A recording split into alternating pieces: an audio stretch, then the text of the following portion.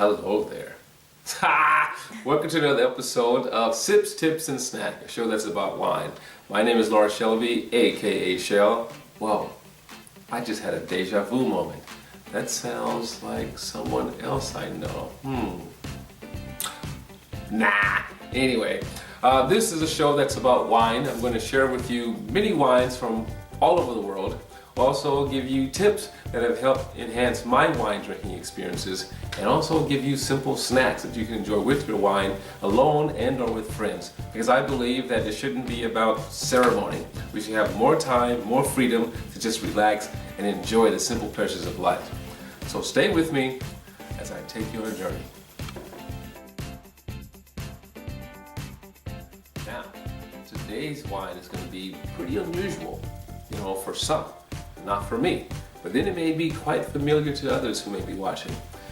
So without further ado, if you notice this wine here, it has no label. Well, what wine could that be, Shell? Did you make your own wine? Did you borrow this wine for someone else? Maybe it's just Kool-Aid. I can guarantee you this is actually wine. Oftentimes throughout the holidays, many of us as individuals or some of our friends, they make bottles of wine specifically for the occasion, for the holidays. So today's show is about what I like to call homemade wines and or country wines. And this was made from a friend of mine here, local, here in Sheboygan County, Wisconsin. And I'm gonna give it a taste and we'll find out what it is. But I will tell you this, I guess I don't need the foil color here. You see that? Well, the grapes that are in this wine will be a blend of Zinfandel, a little bit of Muscat. They do their own blends, a little bit of Syrah, okay? And the process they use in making their wines is known as a natural winemaking process, meaning that it's all natural. Natural yeast, the yeast strains that are naturally on the grapes. Oh, that smells good. And it's a real good sign when the bottle smells good. Sometimes you have a homemade wine and it's not so good. So naturally made wine, no additional strains of yeast, no sulfites added. There's the pour, there's the swirl. Very good job. They just do very simple racking of the wine, no filtering system. Just very pure, this essence. Very fresh on the nose. And here's the taste.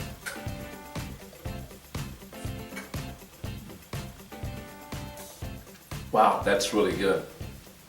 So I say to you, at this time of season, begin to enjoy wines that your friends made, that you may have made and saved up for this holiday season.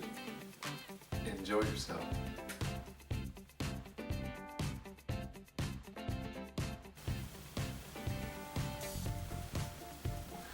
So for today's snack, again I said to you, wine shouldn't be about ceremony.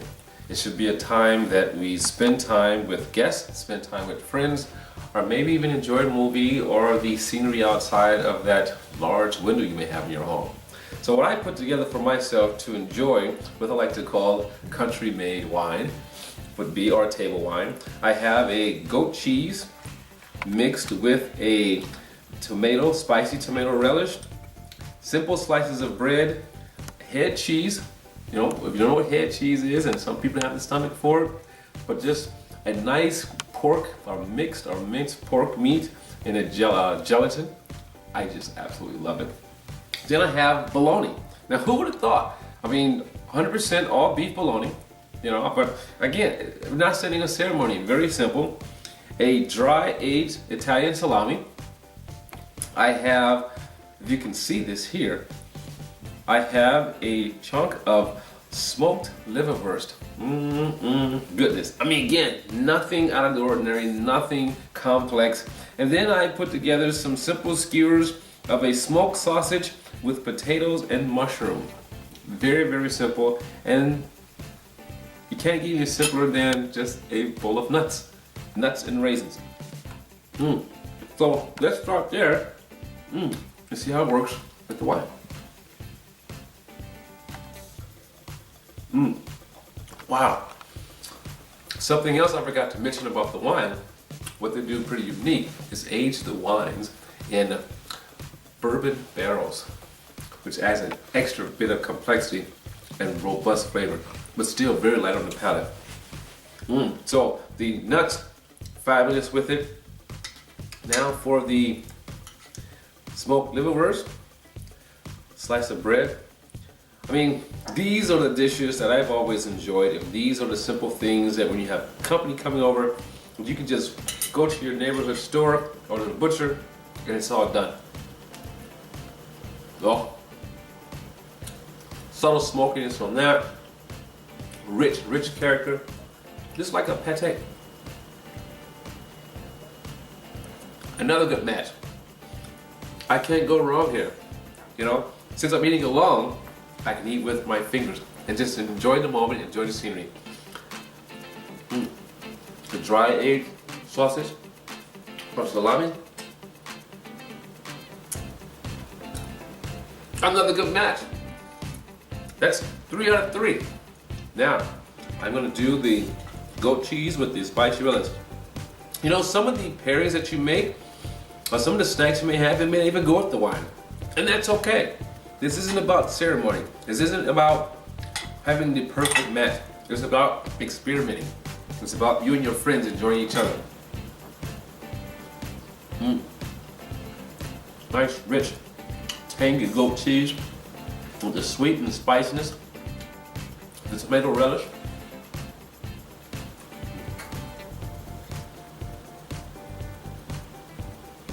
Oh, that was really smooth. In fact, even kicked up the spice a little bit more and took away from the bourbon barrel aging that existed in wine. So that's it for the snacks. Again, don't say no ceremony. Just whip something together and enjoy the time you have with friends.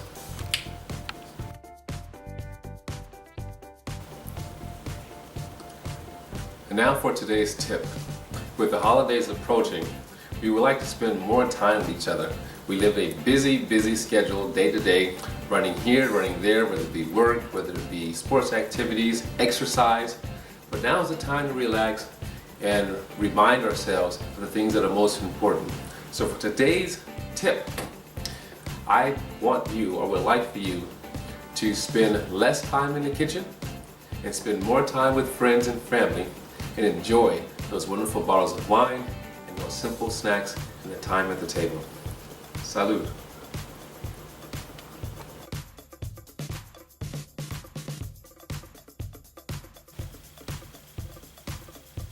Hello, I'm your host, Laura Shelby, aka Shell. No. Hello, welcome to another episode of Sips, Tips, and Snacks, a show that's about wine, while I, Laura Shelby, aka Shell, I just had a deja vu moment. That sounds like another show. Anyway, this show is about wine, and I'm going to talk to you about simple tips that have helped me to enjoy wine over the years. And